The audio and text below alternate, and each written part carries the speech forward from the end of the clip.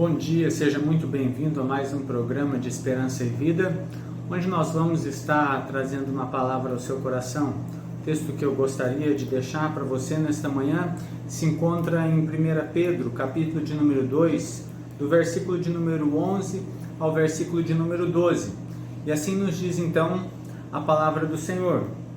Meus amados, rogo que vocês, estrangeiros e peregrinos no mundo como são, abstenham-se dos desejos carnais que guerreiam contra a sua vida verdadeira. Mantenham a boa conduta entre os pagãos para que, quando os acusarem de serem praticantes do mal, eles observem as suas obras e louvem a Deus no dia de sua chegada real. É interessante que, uma vez que Pedro falou aqui, tudo aquilo que nós somos, essa nova vida que nós recebemos em Cristo, aqui ele já falou, por exemplo, que nós somos os seus filhos, que nós somos o templo de Deus, que nós somos pedras vivas, que nós somos aqueles que foram resgatados da nossa vã maneira de viver, que nós somos aqueles que agora são sacerdotes do Deus vivo, nós somos aqueles que foram eleitos antes. Depois de Pedro dizer tudo isso, depois de Pedro mostrar esta nova vida que nós temos em Cristo, ele vai começar a responder imediatamente o que nós precisamos fazer com isso. Ok, nós temos agora uma nova vida, somos em Cristo uma nova criatura, fomos escolhidos por Ele, somos agora os seus sacerdotes. E agora a pergunta é: como então nós viveremos nesse mundo? Como nós devemos nos portar?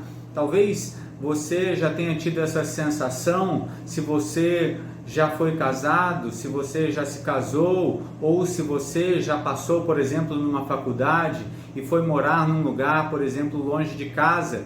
Uma vez você acorda, para aqueles que foram casados, você acorda um dia e você simplesmente está casado, e você então diz: olha, ok, agora eu estou casado, o que eu devo fazer?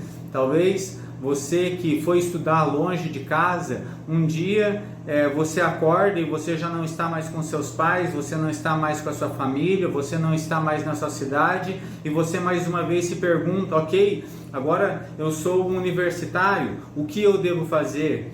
É mais ou menos esta sensação que Pedro tenta descrever aqui, e é essa resposta que ele tenta dar para aqueles que se converteram, para aqueles que entenderam que nasceram novamente, que foram resgatados, que são sacerdotes, que são templos do Deus vivo, e agora se perguntam: ok, o que nós devemos fazer? E a instrução que Pedro dá nestes versículos que nós lemos é bastante simples. Ele vai dizer: olha, vocês precisam se abster dos desejos carnais. E aqui é lógico que quando Pedro fala que nós devemos nos abster dos desejos carnais, ele não está querendo dizer aqui que os nossos desejos são ruins em si, que a fome, que a comida ou que o sexo é ruim em si, mas que esses desejos precisam ser controlados por esta nova vida. Eles devem nos servir e não nós servirmos a eles. Na época em que Pedro viveu, todos estes desejos carnais eram incentivados.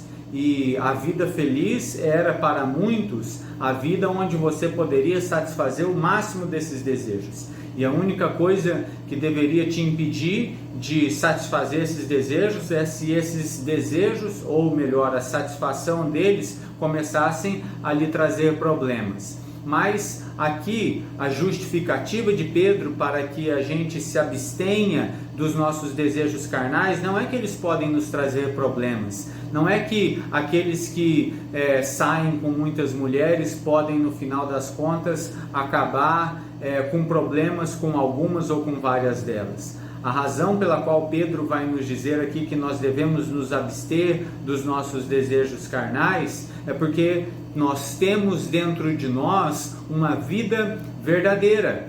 E esta vida verdadeira, ela só será manifestada à medida em que nós nos abstemos desses desejos, à medida em que nós subordinamos, à medida em que nós subjugamos esses desejos e colocamos eles a serviço desta nova vida. Existe dentro de nós uma vida verdadeira que Deus quer manifestar a todos aqueles que Ele resgatou do império das trevas, a todos aqueles que Ele escolheu antes da fundação do mundo. Ele deu, através da pregação do Evangelho, uma nova vida, uma vida verdadeira. Esta vida precisa ser manifesta, e à medida em que essa vida é manifesta, nós experimentamos uma alegria muito maior do que a alegria momentânea de suprir os nossos desejos carnais, muito maior do que a alegria momentânea de se entregar a desejos carnais, a alegria de experimentar agora esta vida verdadeira crescendo em cada um de nós.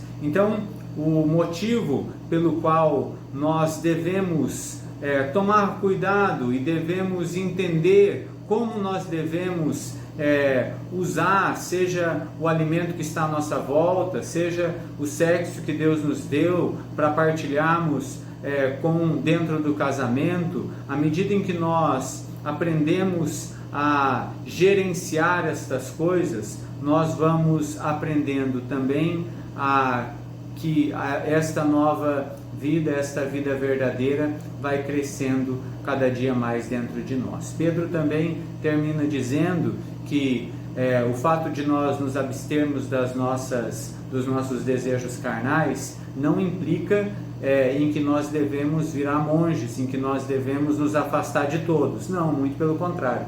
Ele vai dizer que nós precisamos viver entre os pagãos, entre aqueles que não creem naquilo que nós cremos. E à medida em que nós vivemos no meio destas pessoas e vivemos uma vida diferente, com valores diferentes e com escolhas diferentes, então nós mostramos para estas pessoas quem Deus é. Nós mostramos para esta pessoa esta vida verdadeira que nós ganhamos do Senhor Jesus, e então cumprimos o nosso propósito de sermos pedras vivas, de sermos os sacerdotes de Deus entre as nações, de sermos aqueles que vão mostrar quem Deus é, o templo de Deus, o lugar da manifestação de Deus entre aqueles que estão à nossa volta.